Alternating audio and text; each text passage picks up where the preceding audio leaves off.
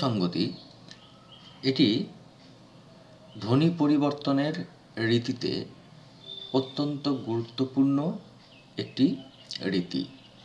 তো আমরা উদাহরণ যোগে বিভিন্নভাবে এর ব্যাখ্যা করব, কিন্তু তার আগে কিছু সাধারণ কথা জেনে নেওয়া দরকার। যেমন এই স্বরসঙ্গতি নামকরণটা, এই নামকরণ করেছেন বিখ্যাত ভাষাবিদ ভাষাচার্য সুনীতি কুমার চট্টোপাধ্যায়, এবং এটি রাঢ়ী উপভাষার একটি বৈশিষ্ট্য। এখন রাঢ়ী উপভাষা এই সম্পর্কে আপনি বিস্তারিত জানতে পারবেন বাংলা ভাষা উপভাষা এবং সেই উপভাষার বৈশিষ্ট্যগুলি সম্পর্কে যখন পড়বেন। তো এখানে রাঢ়ী উপভাষায় বাংলা ভাষার যে কয়েকটি উপভাষা আছে তার মধ্যে রাঢ়ী একটি অন্যতম, এবং এই উপভাষার বিভিন্ন বৈশিষ্ট্যের মধ্যে স্বরসঙ্গতি একটি অন্যতম। এখন স্বরসঙ্গতি জিনিসটা কি, এটাকে আমরা সংক্ষেপে বুঝে নিতে পারি। তো স্বরসঙ্গতি শব্দটির অর্থ হচ্ছে যে স্বরের সাম্য বা সমতা। এখন কিভাবে এই সমতা তৈরি হয়? একটা শব্দের মধ্যে যখন একাধিক স্বরধ্বনি থাকে, তখন আগে থাকা অর্থাৎ পূর্ববর্তী স্বরধ্বনি তার পরে থাকা পরবর্তী স্বরধ্বনিকে পরিবর্তিত করে এবং ধ্বনির একটা পরিবর্তন ঘটে যায়, ফলে নতুন একটা শব্দ তৈরি হয়। ঠিক একইভাবে পরবর্তী স্বরধ্বনি পূর্ববর্তী স্বরধ্বনিকেও পরিবর্তন করতে পারে। আবার অনেক সময় হয় যে শব্দের মধ্যে থাকা কোনো স্বরধ্বনি পরিবর্তিত হয়ে গেল। তো যাই হোক না কেন, একটি স্বরধ্বনির প্রভাবে অন্য একটি স্বরধ্বনি পরিবর্তিত হয়ে যখন সঙ্গতি প্রাপ্ত হয়, তখন তাকে স্বরসঙ্গতি বলে। স্ক্রিনে কিছু উদাহরণ দেওয়া হয়েছে। খিদা থেকে খিদে, ভুলা থেকে ভোলা, দেশি থেকে দিশি, তিনটা থেকে তিনটে। তো এর মধ্যে আমরা প্রথম জোড়াটি বেছে নিলাম, খিদা থেকে খিদে। এবার আমরা যদি এই দুটি শব্দের বর্ণ বিশ্লেষণ করি, আপনারা ইতিমধ্যেই আমাদের চ্যানেলে বর্ণ বিশ্লেষণ সম্পর্কে ভিডিও পেয়েছেন, এবং বর্ণ বিশ্লেষণের নানা নিয়ম পদ্ধতি উদাহরণ যোগে দেখানো হয়েছে। তো এখানে দেখুন, আমরা প্রথমে খিদা শব্দের বর্ণ বিশ্লেষণ করেছি, পরে খিদে শব্দের বর্ণ বিশ্লেষণ করেছি। তো এখানে শব্দের প্রথমে একটা স্বরধ্বনি রয়েছে ই, এবং তার পরে রয়েছে আ, অর্থাৎ খিদা শব্দের প্রথমে রয়েছে ই, পরে রয়েছে আ। এখন এই পূর্বে অবস্থিত যে স্বরধ্বনি, সে পরে অবস্থিত স্বরধ্বনিকে কি করছে? প্রভাবিত করছে এবং তাকে পরিবর্তন করছে, এবং আ এতে রূপান্তরিত হচ্ছে। তাহলে পূর্বের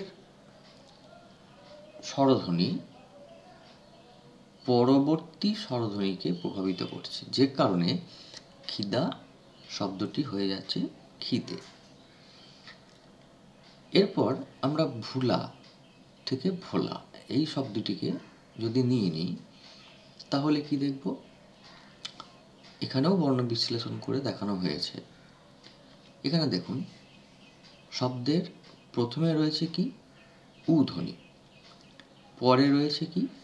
আ ধ্বনি, এবং এই আ, এখানে তীরটি দেখুন, দেখানো হচ্ছে কি না আ উ ধ্বনিকে প্রভাবিত করছে, এবং তার ফলে কি হচ্ছে? উটা ও ও হয়ে যাচ্ছে। তাহলে আগের উদাহরণে আমরা দেখেছিলাম যে পূর্বে থাকা স্বরধ্বনি পরের স্বরধ্বনিকে পরিবর্তন করছে। এই উদাহরণে দেখছি যে পরে থাকা স্বরধ্বনি পূর্বস্থিত স্বরধ্বনিকে পরিবর্তন করছে এবং তার ফলে শব্দের অন্তর্গত একটি ধ্বনিগত পরিবর্তন সাধিত হচ্ছে। তো এটা গেল আমাদের স্বর সংগতি টোটাল বিষয়টা। তো এরপরে আমরা স্বরসঙ্গতির শ্রেণী এবং তার নিয়মগুলো একটু দেখে নেব। স্বরসঙ্গতির শ্রেণী: প্রগত স্বরসঙ্গতি, পরাগত স্বরসঙ্গতি, মধ্যগত স্বরসঙ্গতি। এছাড়া অনন্য স্বরসঙ্গতি আরেকটি শ্রেণী আছে। তো আমরা প্রথমে এই 3 প্রকার স্বরসঙ্গতি সম্পর্কে আলোচনা করব। প্রথমে হচ্ছে প্রগত স্বরসঙ্গতি। প্রগত স্বরসঙ্গতি কখন হবে? না, যখন পূর্ববর্তী স্বরের প্রভাবে পরবর্তী স্বরটি পরিবর্তিত হবে, যেটা আমরা এর আগে উদাহরণে দেখিয়েছি। তো এখানে আমরা দুটো নিয়মকে ফলো করতে পারি। এক হচ্ছে যে পূর্বে শব্দের মধ্যে যদি পূর্বে ই স্বরধ্বনি থাকে তাহলে তার পরে থাকা আ স্বরধ্বনি এতে পরিণত হয়। যেমন দেখুন, এখানে মিছা থেকে মিছে হয়েছে। কি বলা হচ্ছে সূত্রে? যে পূর্বস্থিত ই স্বরধ্বনি। এখানে তো ময়ের সঙ্গে ই যুক্ত আছে আর ছয়ের সঙ্গে আ যুক্ত আছে। তাহলে পূর্বে কি আছে? পূর্বে আছে ই স্বরধ্বনি, পরে আছে আ স্বরধ্বনি। এই পূর্বের ই এ প্রভাবিত করছে কাকে? না, পরের আকে, এবং সেটা হয়ে যাচ্ছে কি না এ। এই যে মিছে শব্দে এখানে ছয়ের সঙ্গে থাকা আ রূপান্তরিত হলো এতে।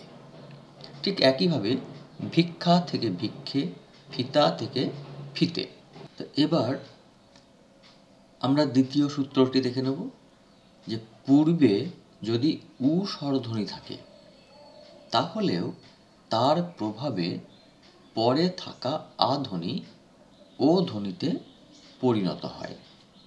যেমন হুঁকা থেকে হুঁকো, বুড়া থেকে বুড়ো, কুমড়া থেকে কুমড়ো। এখানে আপনারা দেখতেই পাচ্ছেন যে যেমন বুড়া, এই বয়ের সঙ্গে উ ধ্বনি যুক্ত আছে। আবার ডয়ে শূন্য রয়ের সঙ্গে কি আছে? আ। তাহলে এই পূর্বে থাকা উ স্বরধ্বনি পরবর্তী আ স্বরধ্বনিকে পরিবর্তন করে কি করছে? না, এখানে বুড়ো শব্দে ওকার বা ও ধ্বনি তৈরি হচ্ছে। তাহলে আকার কি হলো? ওকারে পরিণত হলো। কার প্রভাবে হলো? না, উ এর প্রভাবে। উ কোথায় আছে? না, পূর্বে আছে। তাহলে এই যে পূর্ববর্তী স্বরের প্রভাবে পরবর্তী স্বর পরিবর্তিত হচ্ছে, এই পদ্ধতিকেই বা এই যে নিয়ম, এটাকেই বলা হচ্ছে প্রগত স্বরসঙ্গতি। এরকম অনেক উদাহরণ আপনারা দেখতে পাবেন, যে ইচ্ছা থেকে ইচ্ছে, হিসাব থেকে হিসেব, পূজা থেকে পুজো। তো এটা ছিল আমাদের প্রগত স্বরসঙ্গতির বিষয়টা। তো আমরা এরপর চলে যাব পরাগত স্বরসঙ্গতিতে। দেখুন, পরাগত স্বরসঙ্গতিটা হচ্ছে প্রগত স্বরসঙ্গতির ঠিক উল্টো। প্রগত স্বরসঙ্গতিতে আমরা কি দেখেছি? না, পূর্ববর্তী স্বরের প্রভাবে পরবর্তী স্বরের পরিবর্তন, কিন্তু এখানে হচ্ছে পরবর্তী স্বরের প্রভাবে পূর্ববর্তী স্বরের পরিবর্তন। যেমন মধু থেকে মধু, আমরা লিখছি ম ধয়ে হসু, কিন্তু আমরা উচ্চারণ কি করছি? মধু, ম নয়, মধু আমরা বলি না, মধু বলি। তাহলে এখানে কি দাঁড়ালো? এখানে এই ময়ের সঙ্গে থাকা অ তার পরিবর্তন হলো। এখন এই পরিবর্তনটা ঘটালো কে? না, এখানে দেখুন মার্ক করে দেওয়া হয়েছে, ধয়ের সঙ্গে যে স্বরধ্বনি যুক্ত রয়েছে উ, সেই উ স্বরধ্বনি পূর্ববর্তী অকে পরিবর্তন ঘটালো তার, এবং তা পরিণত হলো কিসে? ওতে। অর্থাৎ পরবর্তী স্বরের প্রভাবে পূর্ববর্তী স্বর পরিবর্তিত হলো। তো ঠিক এইভাবে যদি শব্দে ই বর্ণ থাকে বা ই ধ্বনি থাকে, তাহলেও তা পূর্বের অধ্বনি ও রূপে উচ্চারিত হয়। যদি, যদি, ধরি, ধরি, নদী, নদী। এবারে এখানে দেখুন, আমি আমাদের যে উচ্চারণের পরিবর্তনে যে মানে অটা ও হচ্ছে, আমি এখানে ইয়েলো কালারে মার্ক করে দিয়েছি। অ্যাকচুয়ালি আমরা এইভাবে কিন্তু লিখি না, আমরা এভাবে উচ্চারণ করি। আমরা ধ রয়ে হসি লিখি, কিন্তু উচ্চারণটা করি ধয় ওকার রয়ে হসির মতো। তো এরপর আর একটা উদাহরণ এখানে দেখানো হচ্ছে যে লিখা থেকে লেখা। এখানে কি ঘটছে? আমরা বর্ণ বিশ্লেষণ করে নিয়েছি দুটি শব্দের। তো এখানে একদম শেষে বা পরে রয়েছে আ এবং পূর্বে রয়েছে ই। এই ই কিসে পরিণত হলো? এতে। দেখুন, দুটো শব্দেই কিন্তু আ, এখানেও আ, এখানেও আ, কিন্তু অপরিবর্তিত রয়ে গেছে, কিন্তু ই পরিণত হয়েছে কিসে? এতে। অর্থাৎ পরবর্তী আয়ের প্রভাবে পূর্ববর্তী ই এতে পরিণত হলো। ঠিক একই থেকে শেখে। এখানে দেখুন, আমরা কি দেখছি না, তালব্য স, তার সঙ্গে ই স্বরধ্বনি আছে, ক্ষয়ের সঙ্গে এ আছে। এই এ এখানে কিন্তু কোনো রকম তার পরিবর্তন হয়নি, পরিবর্তন ঘটেছে ই স্বরধ্বনি কিসে পরিণত হলো? না, এতে। অর্থাৎ পরস্থিত আ বা এ এর প্রভাবে পূর্বস্থিত ই এ হয়ে যায়। তো সব ক্ষেত্রেই আমরা এখানে দেখতে পেলাম যে প্রতিটা ক্ষেত্রে পরবর্তী স্বরের প্রভাবে পূর্ববর্তী স্বর পরিবর্তিত হচ্ছে এবং ধ্বনি পরিবর্তন সাধিত হচ্ছে।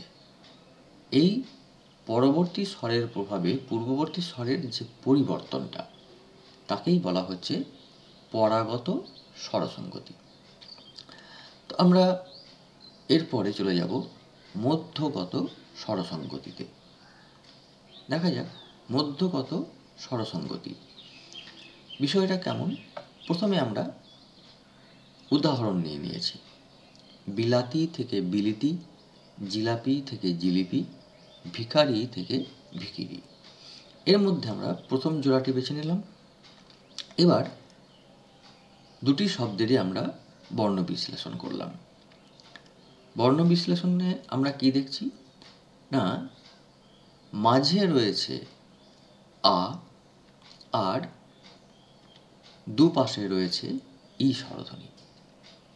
অর্থাৎ শব্দের পূর্ব, মধ্য এবং শেষ। তো পূর্ব এবং পর দুটি স্বর এক, মাঝের স্বরটি ভিন্ন। কিন্তু পরবর্তী যে শব্দটা অর্থাৎ বিলাতি থেকে যে বিলিতি শব্দটা হলো, সেখানে মধ্যবর্তী স্বরটি ইতে পরিণত হলো এবং আগের শব্দে থাকা আ পরে ইতে রূপান্তরিত হলো এবং কি হলো না, পূর্ববর্তী এবং শেষ দুটি স্বরের সঙ্গে সমতা প্রাপ্ত হলো। এটাই হচ্ছে মধ্যগত স্বর সঙ্গতি, অর্থাৎ মাঝে থাকা স্বর সঙ্গতি প্রাপ্ত হলো। বাকি দুটো উদাহরণের ক্ষেত্রেও দেখুন একই নিয়ম কিন্তু প্রযোজ্য হয়েছে। জিলাপি থেকে জিলিপি হয়েছে, ভিখারি থেকে ভিখিরি হয়েছে। তো কি দাঁড়ালো তাহলে না, শব্দের মাঝে থাকা কোনো স্বরের পূর্ববর্তী স্বর ও পরবর্তী স্বরের সঙ্গে সঙ্গতি রাখা, অর্থাৎ মধ্যগত স্বরসঙ্গতি বলতে এটাই বোঝায় যে শব্দের মাঝে যদি কোনো স্বরধ্বনি থাকে তাহলে সেই স্বরধ্বনি পূর্ববর্তী এবং পরবর্তী স্বর তার সঙ্গে সঙ্গতি রেখে নিজেকে পরিবর্তন করে নিচ্ছে, তার ফলে ধ্বনির পরিবর্তন ঘটছে। তো এই হচ্ছে আমাদের স্বরসঙ্গতি এবং তার তিনটি শ্রেণী।